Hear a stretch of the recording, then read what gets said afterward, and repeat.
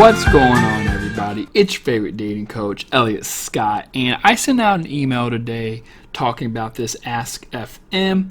And if from now on, because I have a lot of comments talking about videos to make, suggestions for my videos, and things like that. And if you want to get those, a video made of that, then I suggest you go to the Ask FM Elliot Scott. I have it somewhere. I'll put it in the link below or in the description below. Just Ask.fm Elliot Scott date, and you will have your questions like this. And sometimes I will have a Q&A like I'm doing right now, and I will answer some questions, but most of the time I'm just going to use it for video suggestions. Okay, so with that being said, we're going to jump right into number one, and it's I met a guy after only 1 month. We had a relationship, or he asked me out in a relationship, and I said yes.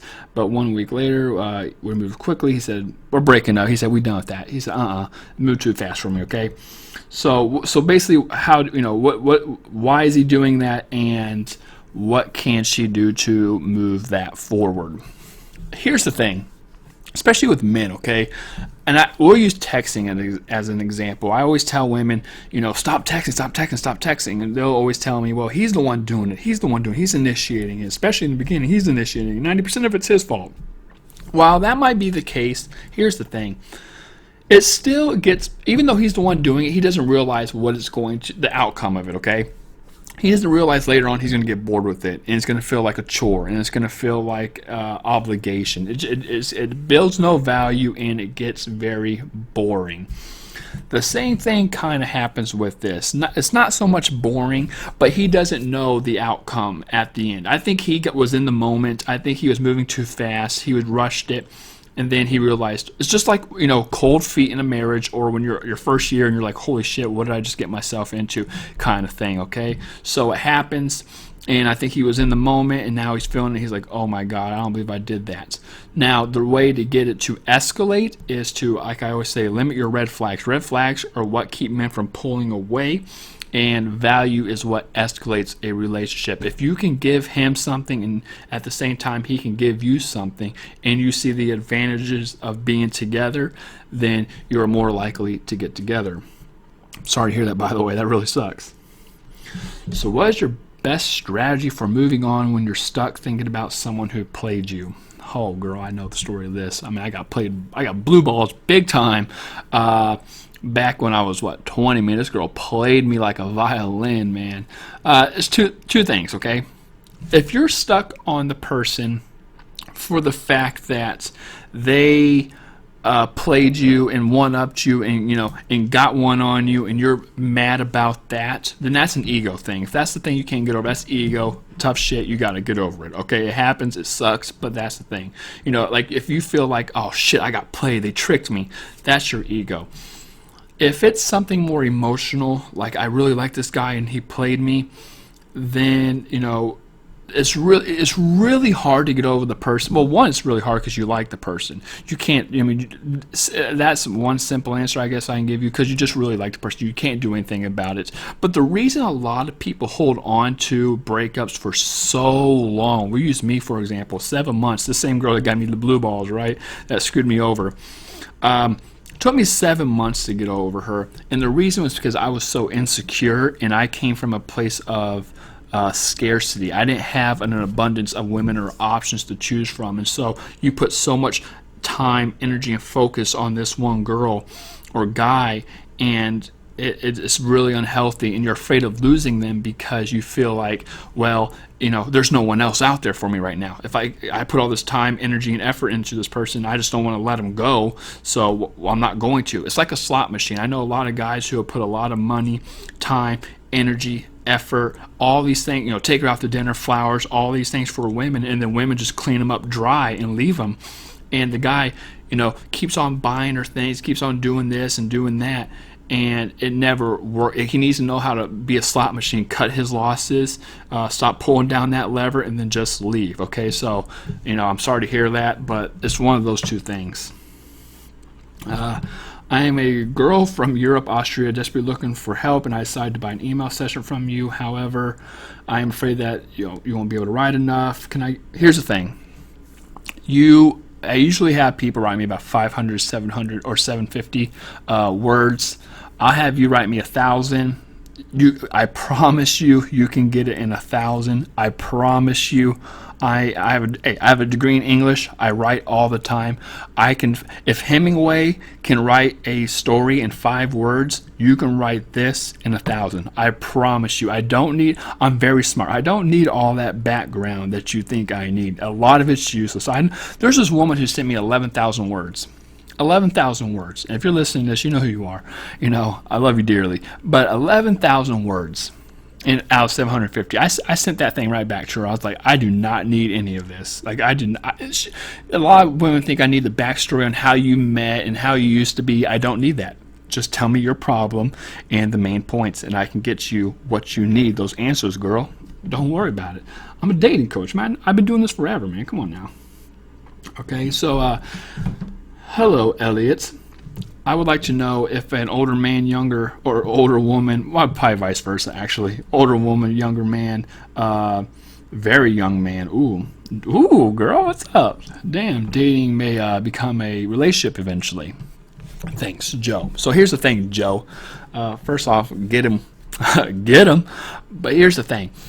For a lot of men, I would say no, you can't get the relationship because of our obsession with youth and evolution. Just evolution likes youth.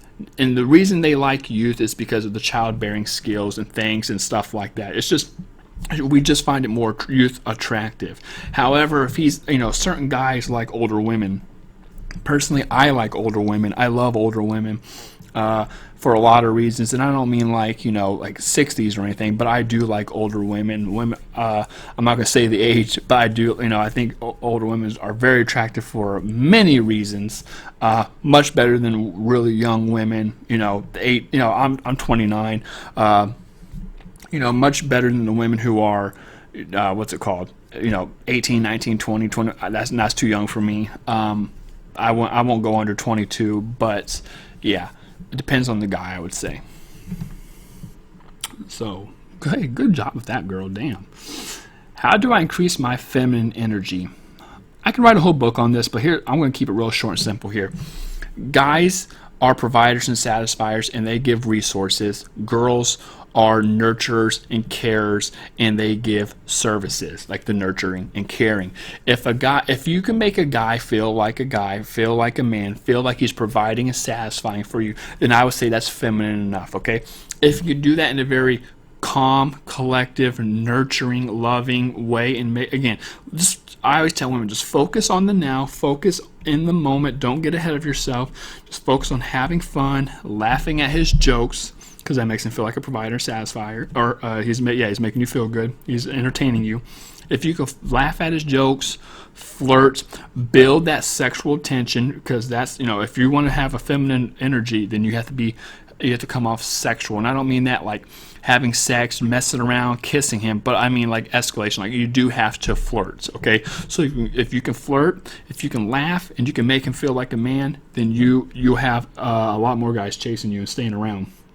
So right here now, Elliot, how do you tell a guy when a woman finds out that the penis is small, too small, and it's her worst yet? The sex was horrible because he couldn't get it up. This is the very beginning of a relationship. First off, don't ever tell a guy that his penis is small and that he can't, and all that. Like I said, like I was just saying in that last question, a lot of men, they're providers and satisfiers. If he feels like he cannot provide and satisfy you, especially sexually, you're going to ruin that guy's ego. You're going to tear him up, okay? So I would not say anything about his size or his performance. I would work with him. I would not say anything about his size. I would just communicate and talk through the sex. I'm not a sexologist, but my sex was always pretty damn good. No, I'm not tooting my horn, but it's because I communicate, okay? I'm not, again, nothing special. I'm just really good with communication. And I think that's what you guys need to do.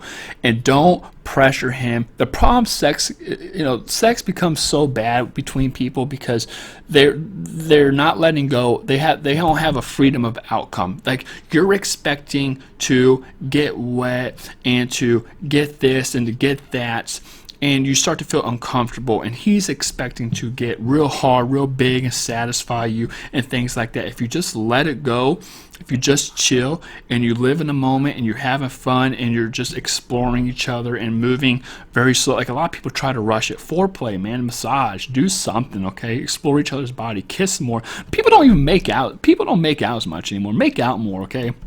And let go of the freedom, or have a freedom of outcome, okay? If you let go of all that and don't talk about his size, don't worry about him getting hard, then you will be amazed at how much differently this all turns around. Because if he's under 45, I would say, and he's not hard, it's pure anxiety, right? It's pure anxiety. He's nervous. He wants to satisfy you, but again, he's nervous. And the best organ in sex is your brain.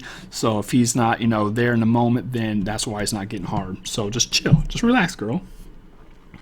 And finally, he sends me a hello text, and I respond 1 minute. Sorry, I'm burping here. He sends me a hello text, and I respond 1 minute later or less, and nothing comes back from him for over an hour and a half, okay, or a half an hour or longer. Well, if he's writing you half an hour longer, or later on, if he eventually writes you back, then what's the problem? I don't see a problem, okay? He didn't get back to you, which is a good thing, because you shouldn't be texting back and forth anyway. Don't just chill. But to answer your question, a lot of guys are like this. I'm one of them. Where I'm in the, like, I have ADHD though, but I'm in like the zone, and I'll text a girl, and then not even 2 minutes later I'll be off doing something else, and I'll totally forget. So that might be him, right? It's all about zone convenience. I won't say convenience, but for some guys maybe. But for me, I know that sometimes I'm in the zone, I'll text a girl, then I'll immediately get out of it and like forget and do something else and things like that. But if he ends up texting you half an hour later, I won't even worry about it, because you shouldn't be texting back and forth in the beginning, okay? So with that being said, there you go, ladies. Let me know how you like this. I can do these all day, every day. But again, I'm usually going to use them for YouTube suggestions, topics, and things like that, videos. But I will do a Q&A here and there, because I do like doing these. So with that being said, I love you. Take care and peace.